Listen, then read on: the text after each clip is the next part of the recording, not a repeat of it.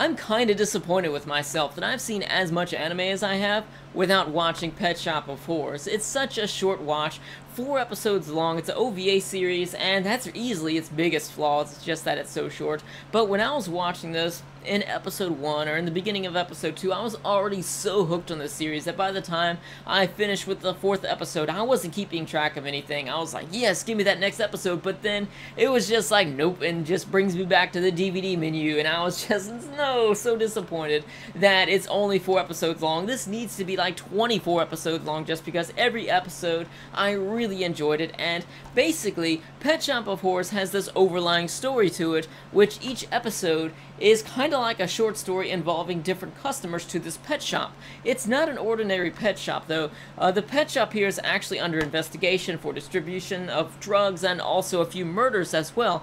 But really the shop is not responsible for it, and that's really one thing. Aside from the shortness of this series, there are parts of the story that I really want to know more about, but you're kind of left hanging just because this OVA series only showed you enough to show you the lives of 4 different customers for the pet shop here. But basically what happens in the store is that people go here and they order a pet, or somebody orders a pet for them. This pet is no ordinary pet at all. It can be very rare, but that's not even the biggest part about this. Is just that the person who this pet is for, they don't see the pet for exactly what it is. They see it as being something different. So just for example, with episode 1, this is the only episode that I'm going to go in depth about just because I want to leave this with a fresh experience for anyone who has not seen this yet. But with the first episode, we see grieving parents going into the pet shop because they have a rabbit there for them, but everybody else sees this rabbit as just being a rabbit. But for them,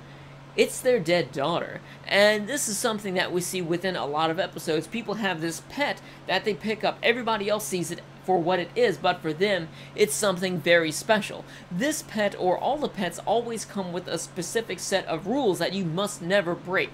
And the major rule for this particular instance, and there's always one overlying rule, do not let anybody else see this pet. Of course, with the first episode here, we have 2 people that the pet is for, so they both see their daughter here, but for different people they will see different things, but not everybody will see that same thing. So they see their daughter, and they can't let anybody else see the pet. Another major rule is that they have to only feed the rabbit vegetables and water, because if they feed it anything else, then there's just unforetold consequences here that nobody can be held responsible for. Crazy things can happen because of this. So here we have these parents, and the reason, we find out the reason why their daughter died is just because they were so loving in ways to their daughter that they were giving everything that the daughter wanted, whether it be sweets, whether it be drugs, which ultimately led to her death.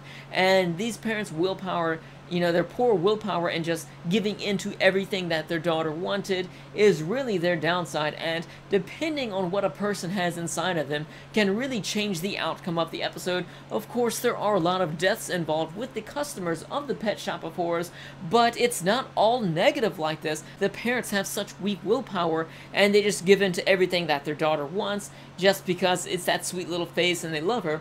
They give her some cookies, and because of this, the daughter dies, and then you'll see some, like, alien stuff going around in her stomach, and then little baby versions of herself bust out, and then it starts multiplying like crazy, and then they eat the parents. And it's not always something negative like this. It all just depends on what a person has inside of their heart. And it's like every episode that you go into, you don't know what you're going to get just because of this variable here. Things could go horribly wrong, and they usually do in the long run, but things could make the person miserable, or they could be happier because of the pet as well. That's one thing that I really love about the series, is just that it's so unpredictable. As I was watching these episodes, usually in my head, I can predict some of the things that happen, but I didn't really see what was going to happen next here, and it was such a big mystery, some of the things that were going to happen. As far as this being scary, I wouldn't say that it was overall scary, but it did have very suspenseful moments, and it did have some shock value at times, like with the daughter having the little baby versions of herself bust out of her stomach, and then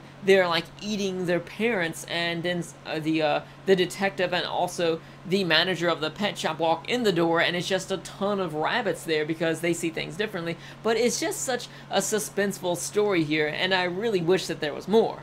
So moving on from each episode, the story changes as the customers change, and each episode is, like I said, its own little short story.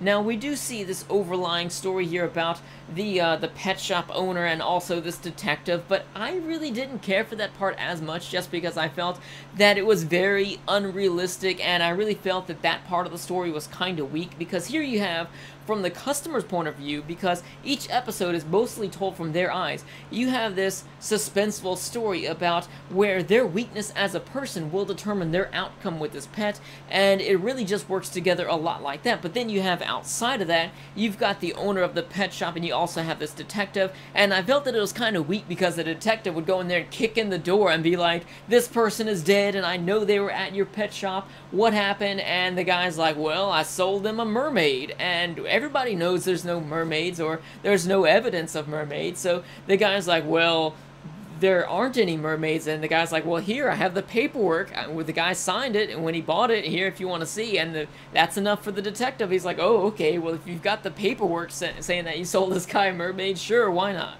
So from just explaining to you Pet Shop of Horrors, some people may think that this is going to be very gory with a lot of blood and violence and death involved, but that's not really the case. I feel that all of the violence and deaths here were not gratuitous at all, and easily the biggest selling point to the series is the story of all of the customers in each episode, just because it's very suspenseful and you don't know what's going to happen. Either people get exactly what they have coming to them, or some people find some sort of relief and it's almost a better ending because of this in ways. Of course, they end up dead, but they do get to experience some happiness before that happens. This was created in 1999, but I feel that it was a bit older than this just because the animation didn't really look like it aged too well, but still, I liked it. I'm not saying that it was bad or anything, I'm just saying that I kind of felt that it would have been from like the mid-90s or earlier than that, but still it was pretty good, and it's different at times. You'll see this a lot within anime. Sometimes within a slow scene,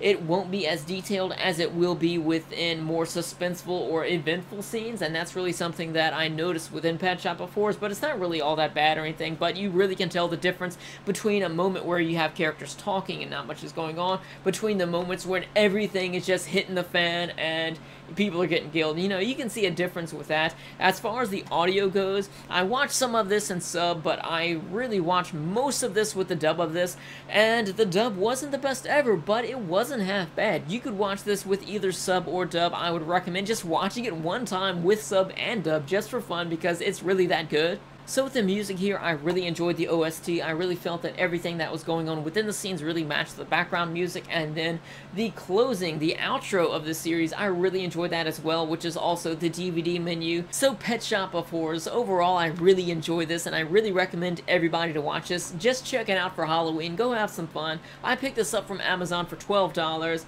and 4 episodes long. I would say that it's definitely worth it, but of course it's not perfect. It does have the problems of not being a complete story, but like I said, each individual episode stands on its own from the perspective of the customers as being their complete story, but I just wanted to watch more of the series. So if you've seen the anime to Pet Shop of Horrors, or if you've read the manga to it, let me know your thoughts about them in the comment section below. If you've seen and read both, then let me know your comparisons between the two, because I am really looking forward to reading this manga.